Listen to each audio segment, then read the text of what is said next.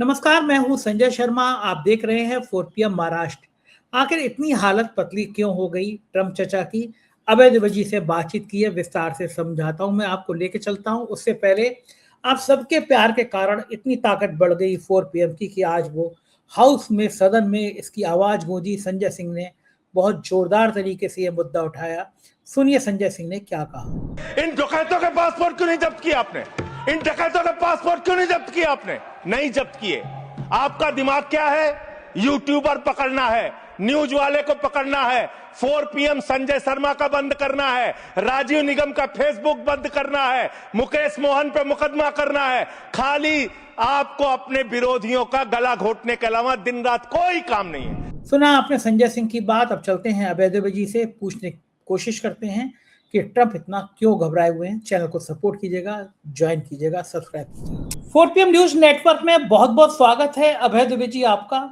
एक इतिहास बन गया कि जितना ये सरकार 4PM को रोकने की कोशिश कर रही थी, सब पूरे देश की जनता के प्यार के कारण एक ना एक इतिहास बनता जा रहा है। आज राज्यसभा में भी 4PM का मामला बहुत तेजी से उठाया गया और इस मुद्दे पे मेरा नाम लिया गया और 4PM का नाम लिया गया संसद में। मतलब ये जो प्रतिबंध लगाना सोच रहे थे, जो बंद करने की बात सोच रहे थे, मेरा नेशनल चैनल बंद कर दिया, मेरी एंकर फिजा की रील प्रतिबंधित कर दी, मेरा फेसबुक पेज ब्लॉक कर दिया, लेकिन अब संसद में भी, राज्यसभा में भी 4PM की आवाज उठने लगी। आपको लगता है कि ये प्रतिबंध क्या हमें नुकसान पहुंचाया या सरकार को समझ में आया कि 4PM दबने वाला नहीं है? आपका क्या मानना है? देखिए, ये जिस क्लिप का आप जिक्र कर रहे हैं, संसद की कार्रवाई का ये हिस्सा मैंने भी देखा है संयोग से। आम आदमी पार्टी के सांसद संजय सिंह, जो कि सरकार की बड़ी मुखर होकर आलोचना करते हैं और बहुत ही लोकप्रिय किस्म के सांसद हैं। मेरे ख्याल से उनको तो श्रेष्ठ सांसद का पुरस्कार भी मिलना चाहिए। अगर मुझसे सिफारिश ली जाएगी तो मैं कहूंगा कि संजय जी को पुरस्कार भी मिलना चाहिए। वो ये सवाल उठा रहे थे संसद में कि किस तरीके से सरकार अपनी आलोचना करने वाले जो सोशल मीडिया के प्लेटफॉर्म हैं, जो यहाँ पर लोग पोस्टिंग करते हैं या कोई कार्यक्रम चला रहे हैं, उसका दमन कर रही है सरकार। और जिनका दमन करना चाहिए दरअसल, उनकी तरफ ना उसकी निगाह है, ना उनकी तरफ ध्यान है, और उनको बचाया भी जा रहा है। इसी संदर्भ में उन्होंने बड़े ही प्रमुखता के साथ में 4PM और संजय शर्मा का जिक्र किया उसके अंदर। तो मुझे लगता यह है कि ये सदन की कार्रवाई में दर्ज हो गया है। सदन की कार्रवाई में दर्ज होने का मतलब होता है कि ये भारत के संसदीय इतिहास का अंग हो गया है। ये भारत के संसदीय इतिहास का अंग हो गया है कि किस तरीके से नरेंद्र मोदी की सरकार 4PM को, संजय शर्मा का जो चैनल है, उसका दमन कर रही है। उसका चैनल उसने बंद करवाया। देखिए, आपका जो संघर्ष है संजय जी, वो एक अलग तरह का संघर्ष है और उसने लगातार सरकार से लड़ने के, सरकार की आलोचना के प्रतिमान स्थापित किए हैं।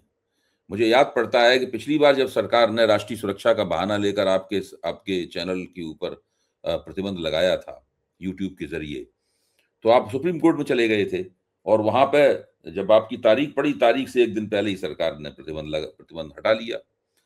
तो अब वो अपने आप में बड़ी विचित्र बात थी। बड़ा ताज्जुब हुआ कि भाई कुछ ना कुछ तो सरकार को अपने लगाए हुए प्रतिबंध का बचाव करना चाहिए था, कुछ खड़ा होना चाहिए था, कुछ तो बोलना चाहिए था, लेकिन सरकार ने ऐसा कुछ नहीं हुआ। मुझे लगता है कि इस बार भी ये अदालत की तारीख पड़ेगी तो हो सकता है सरकार ऐसा ही ना करे, क्योंकि जैसे ही ऐसा कई बार कर चुकी है। आपको सोनम वांगचुक के मामले में सरकार ऐसा कर चुकी है। ये सरकार इसी तरह की सरकार है। ये प्रतिबंध लगाती है और जब उस प्रतिबंध की कोई न्यायिक समीक्षा होती है या वो किसी कसौटी भी कसा जाता है, ये गिरफ्तार करती है, मुकदमे लगाती है और उसके बाद ही सरकार भाग खड़ी होती है। तो ये है, आपका संघर्ष जारी है, हम सब आपके साथ हैं और अब ये भारत के संसदीय इतिहास का हिस्सा बन चुका है संजय सिंह के इस वक्तव्य के बाद। बिल्कुल ठीक कह रहे हैं अभय जी। और मेरे लिए तो ये गौरव की बात है कि जिस समय लोकतंत्र की हत्या हो रही थी देश में, उस समय आप और आप जैसे कई मेरे बड़े भाई मेरे साथ इस फोरम पे खड़े थे। 4PM कम से कम इतिहास के पन्नों में ये नाम दर्ज कराने में कामयाब हो गया कि हम डरे नहीं, हम झुके नहीं, सच की बात करते रहे। बात करते हैं उस विषय की जो इस समय पूरी दुनिया में सबसे ज्यादा गूंज रहा है, अमेरिका और ईरान के युद्ध की। ट्रम्प साहब की तो हवा निकल गई, कह रहे हैं कि भैया ये नाटो देश कभी अमेरिका के साथ नहीं देते थे, इस बार भी नहीं दे रहे। मैं चला, जिसको तेल खरीदना हो खरीदो, कुछ ही हफ्ते में मैं युद्ध बंद कर दूंगा। इतना ज्यादा अपमान, इतनी ज्यादा बेइज्जती अमेरिका के लोग सहन कैसे कर रहे हैं? उनके राष्ट्रपति ने तो मजाक उड़वा कर रख दी, कहीं का नहीं छोड़ा अमेरिका को। इतना अपमान कैसे किसी मुल्क का कोई राष्ट्राध्यक्ष कर सकता है? क्या लगता है आपको? देखिए, डोनाल्ड ट्रंप एक ही मुंह से लगातार दो बातें कर रहे हैं। एक तरफ तो वो ये कह रहे हैं कि हमें होर्मुज जल डमरू मध्य खुले या ना खुले, हमें इससे ज्यादा कोई खास मतलब नहीं है, और जिन यूरोपीय देशों को, जिन देशों को तेल नहीं मिल रहा है, वो जाएं अब जल डमरू मध्य खुलवाएं या हमसे तेल खरीद लें, अपना तेल का इंतजाम खुद करें, हम उनके लिए लड़ने के लिए नहीं जाएंगे। और नाटो के बारे में उनका कहना यह है कि नाटो को तो पहले भी कोई खास तरजीह नहीं देते थे, नापसंद करते थे, ये तो कागजी शेर है, और वो इस युद्ध के बाद में नाटो से निकलने के बारे में गंभीरता से सोचेंगे। और ये बात केवल दोबारा सोचने वाली नहीं है, ये बात काफी गंभीर है। इस बात को उनकी तरफ से काफी मजबूती से कहा गया। मैं तो मानता हूं कि नाटो को उन्होंने ईरान युद्ध के पहले ही नाटो से तकरीबन अमेरिका ने अपना हाथ खींच लिया था, और वो मान रहे थे कि नाटो किसी काम का नहीं रह गया है, और अब उनको कहने का और बहाना मिल गया। और इस बात को यूरोपीय देश जानते हैं, क्योंकि यूरोपीय देश इस बात को जानते हैं, इसलिए भी उन्होंने, अगर ये नाटो के साथ ऐसी बदसलूकी न करते डोनाल्ड ट्रंप, तो शायद यूरोपीय देश भी इस तरीके से नहीं करते, वो भी कुछ लिहाज करते। वही अमेरिका हमारा पुराना मित्र रहा है और कई मामलों में हमारे साथ रहा है, हम लोगों ने सारी दुनिया में कार्रवाइयां की हैं, लेकिन इन्होंने ऐसा नहीं किया। तो एक मुंह से तो ये इस तरह की बातें बोलते हैं, लेकिन दूसरे मुंह से, जैसे एक बार उन्होंने कहा कि होर्मुज जल डमरू मध्य बंद रहे या खुला रहे, इससे मुझ पर कोई फर्क नहीं पड़ता, मैं तो 3-4 हफ्ते में युद्ध से निकल जाऊंगा। एक बार तो उन्होंने ये बात कही, लेकिन दूसरी तरफ ये बात भी कही कि ईरान अपनी तरफ से बोले कि ईरान जो है युद्ध विराम, सीज फायर की अपील कर रहा है, लेकिन सीज फायर हम तभी करेंगे जब होर्मुज जल डमरू मध्य खोल देगा। दूसरी तरफ ये भी कह रहे हैं। तो एक मुंह से दो तरह की बातें लगातार बोल रहे, एक ही दिन में बोलते हैं, दूसरे दिन का भी इंतजार नहीं करते। सुबह कुछ बोले, दोपहर में कुछ बोले, शाम को कुछ बोले, इस तरह से इनका चल रहा है।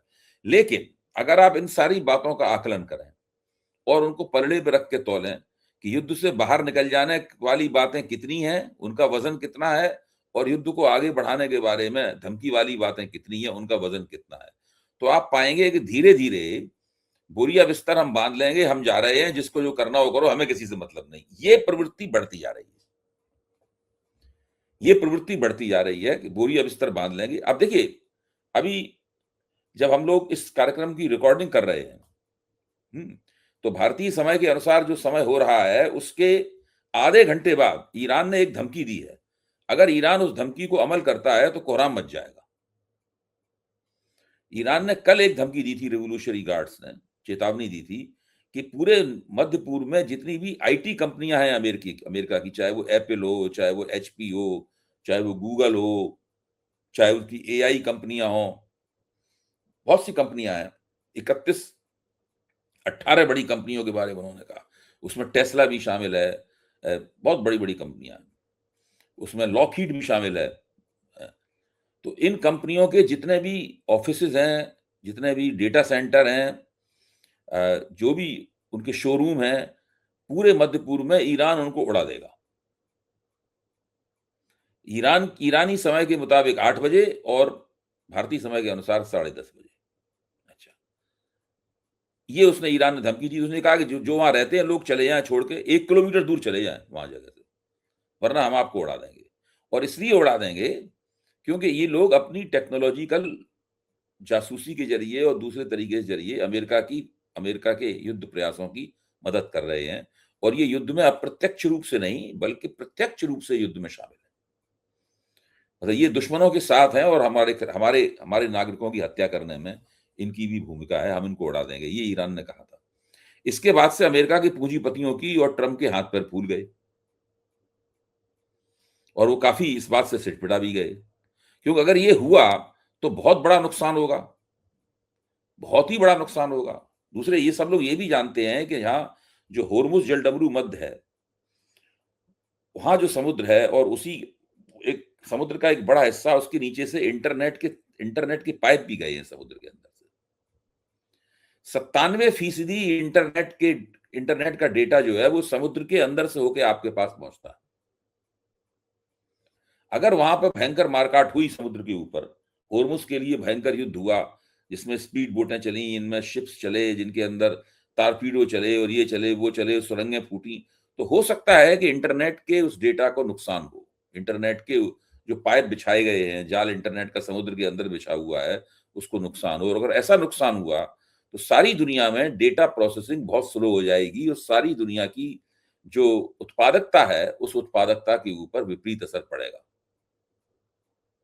तो बहुत सी ऐसी बातें हैं और अभी तक ट्रंप और उनके जनरल ये भी तय नहीं कर पाए हैं कि उन्होंने जो कमांडे वहां बुला रखे हैं, जो एलीट एयरबोर्न डिवीजन है वगैरह वगैरह, जो भी उन्होंने अपना फौजी प्रपंच वहां कर रखा है, इसका इस्तेमाल कैसे करें?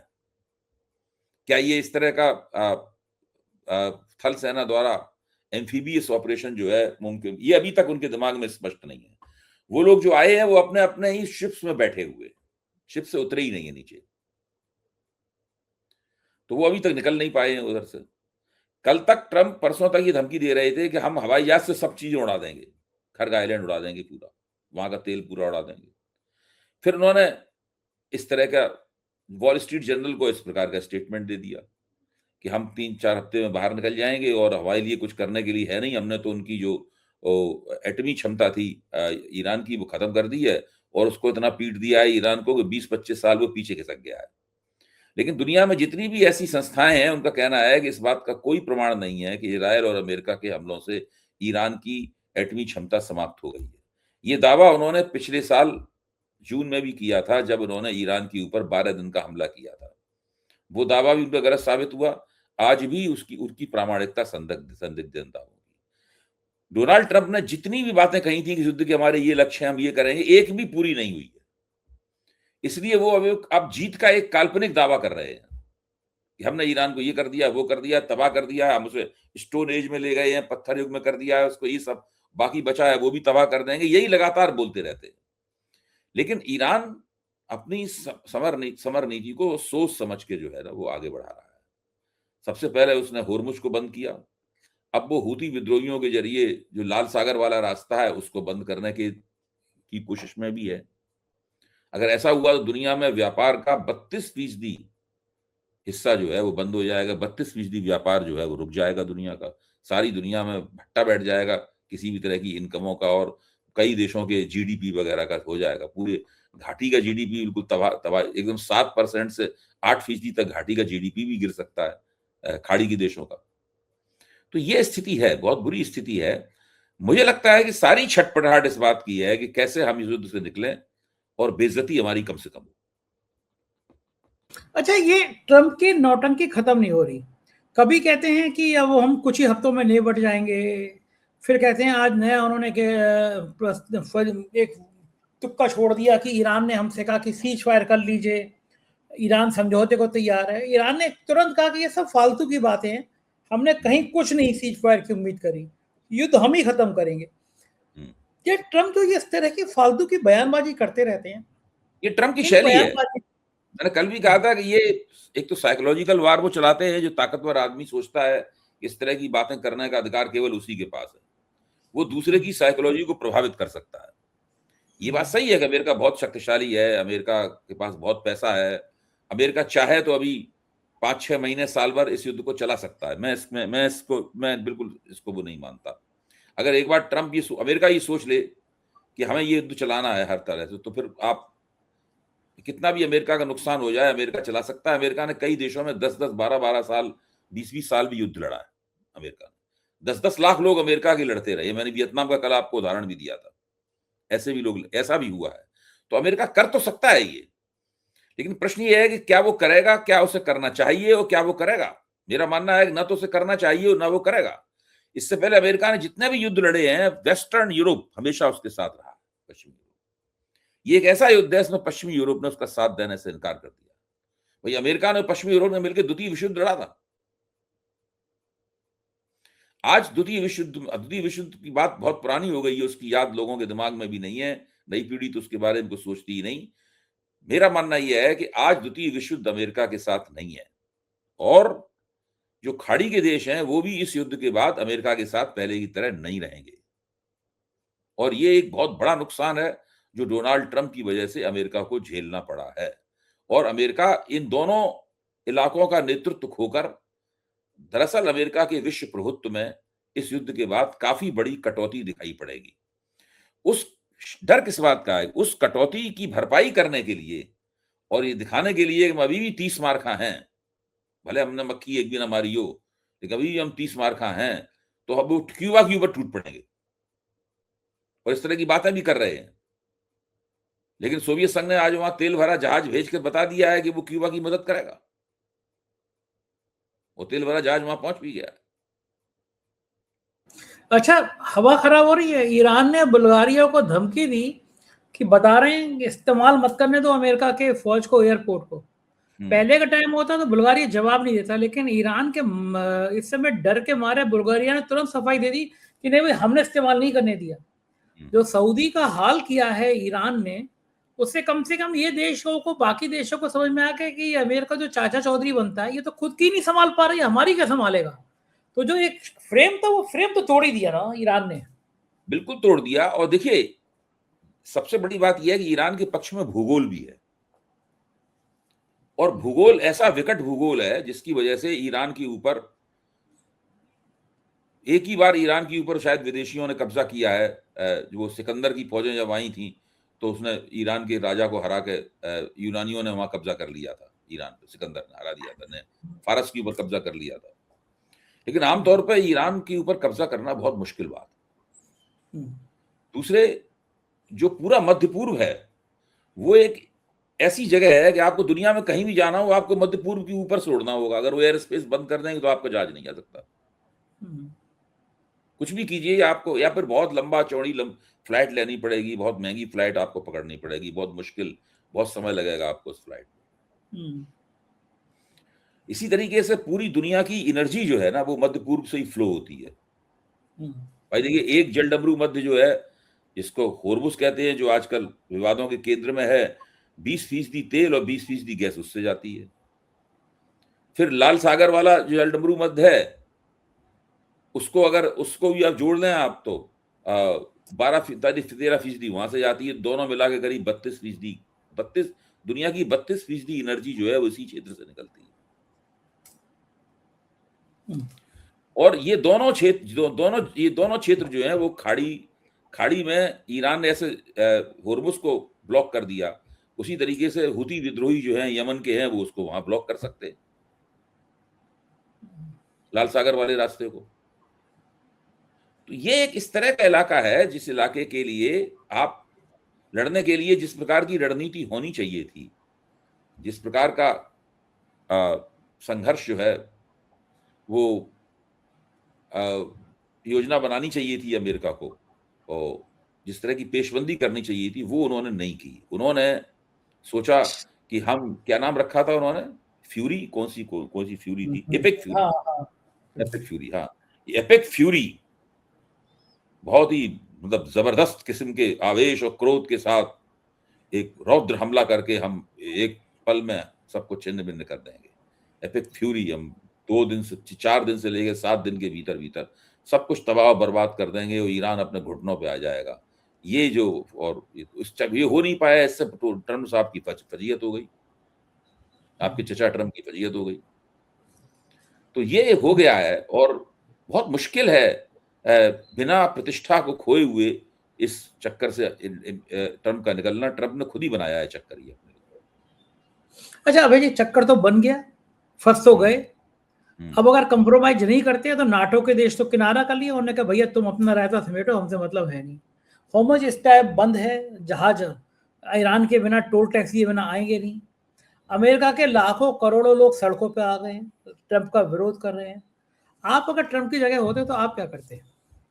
आपके सामने परिस्थिति आ जाती, थोड़ी देर को मैं मान लूं कि अभय दुबे जी अमेरिका के राष्ट्रपति हो गए, अब आप क्या करते? भाई पहले तो हम ये कहते हैं हम बिना अपनी संसद की मर्जी लिए हुए युद्ध चालू ही नहीं करते।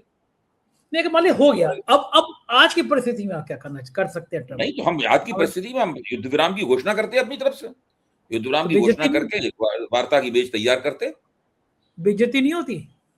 बेइज्जती होती। अब सवाल ये है कि ये क्या इनकी बेइज्जती पहली बार हो रही है क्या? इनकी बेइज्जती वियतनाम में हो चुकी है, इनकी बेइज्जती अफगानिस्तान में हो चुकी है, इनकी बेइज्जती इराक में हो चुकी है। इनकी बेइज्जती सीरिया में हो चुकी है, इन सब जगहों पे इनकी बेइज्जती हो चुकी है। अमेरिका ने बहुत बेइज्जतियां करवाई हैं अपनी, और ये बेइज्जती करवाने में कुशल हैं।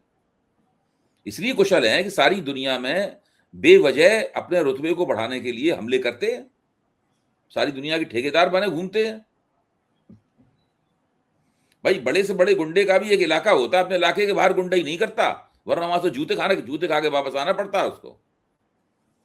अगर कोई बड़ा से बड़ा गुंडा होता अपने इलाके में तो शेर होता है, लेकिन दूसरे के इलाके में चुपचाप निकल जाता है।